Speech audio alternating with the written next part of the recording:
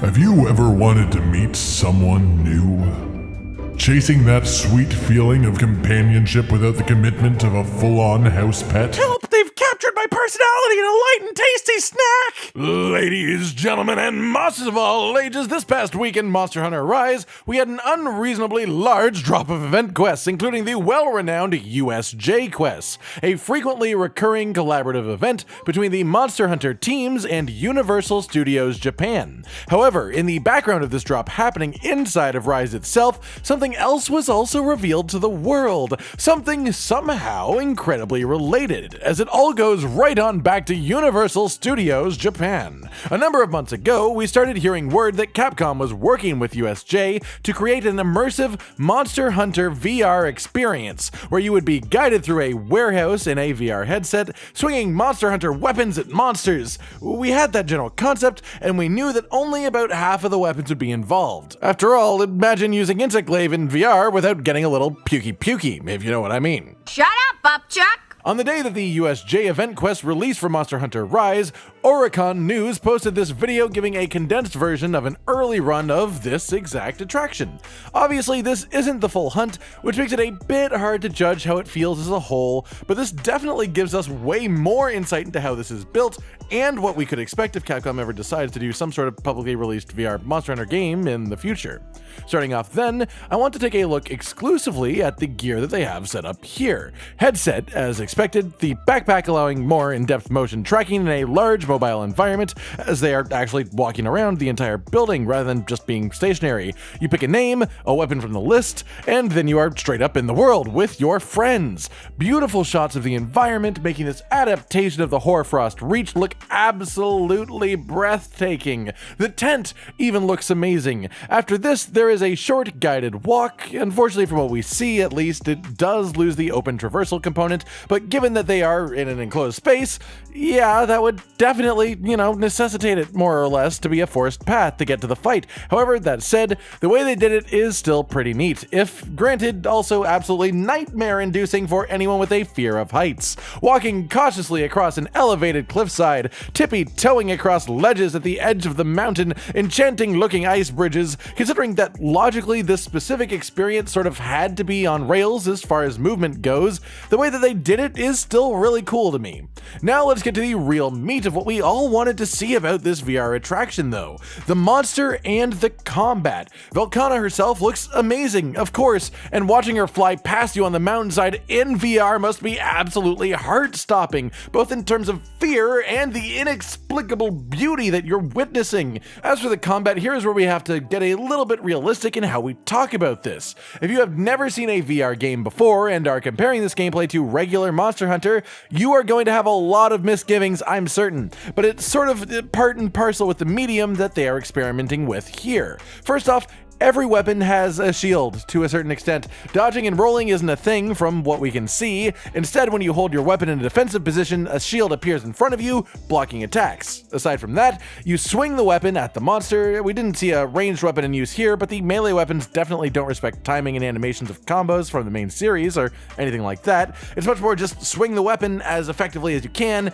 in the time frames that you're given to do that without getting hurt. Some weapons still have charged attacks, which definitely does add to it, but this is very undeniably a watered-down version of Monster Hunter combat, as could be expected of a VR experience. That said, this is sort of awesome to me. It isn't even groundbreaking as far as a VR game goes. I've seen better looking melee combat in VR, but it looks at least good enough to still have me jumping up and down, repeatedly muttering virtual reality Monster Hunter under my breath, because for whatever reason I see this and my mind jumps to the concept of a super story-based Monster Hunter game in VR. Flip the script entirely from the main series, make it a very linear adventure, but take advantage as much as possible of the medium of VR to enhance the cool feelings of the world around you and the monsters that is Monster Hunter. A mass-released game would definitely have joystick-controlled movement as opposed to literally having you walk around your entire house trying not to smash a priceless vase precariously placed on top of an ancient Roman pedestal like Jackie Chan holding a baby in a martial arts comedy.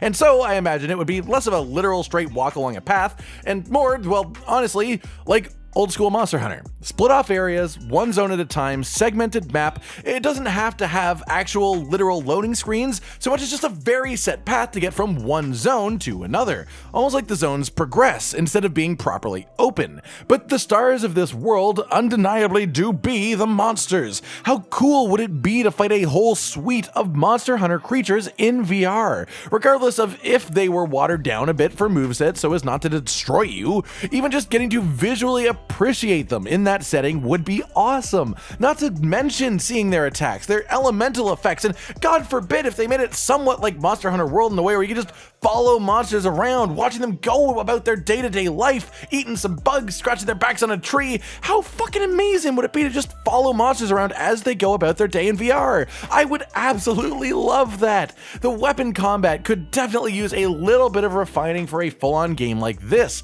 but this is an interesting view into the first official Capcom attempt at virtual reality Monster Hunter. I think it's in a very interesting place where your stance on VR Monster Hunter as a concept will entirely decide what you take from this video. There is a lot that you can be cynical about with this footage of the USJ Velkhana experience, but at the same time, there is a lot to make you excited, enough to make me completely elated at the thought of one day getting to experience something like this myself. No matter how you compare it to other VR experiences, this one is Monster Hunter, and if there is one thing that connects the people watching this video right now, we all love Monster Hunter. Maybe Capcom will one day make a full VR Monster Hunter game, maybe they won't, but I can't deny for now I'm completely mesmerized by watching the game that I love played in an entirely unfamiliar way, like a brand new adventure unlike any before it. At this point, though, I feel pretty comfortable saying that unless there are some massive, and I mean massive changes in the field of VR gaming, the medium could never really take on a full-on standard style Monster Hunter game. It's just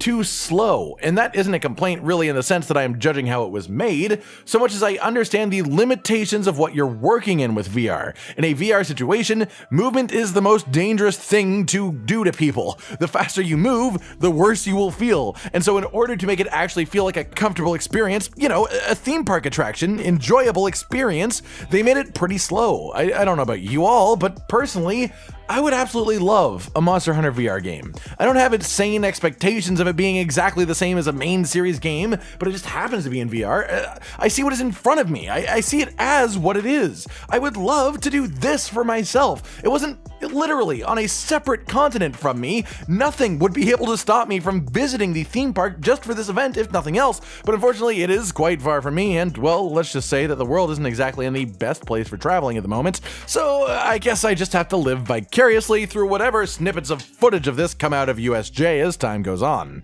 I can't wait to see a whole unedited hunt. And past that, way in the future, I can't wait to see if Capcom decides to do anything further to pursue VR with Monster Hunter or not. If for no other reason than sheer intrigue and about the future of the gaming industry as a whole as it relates to the game series most prevalent in my life.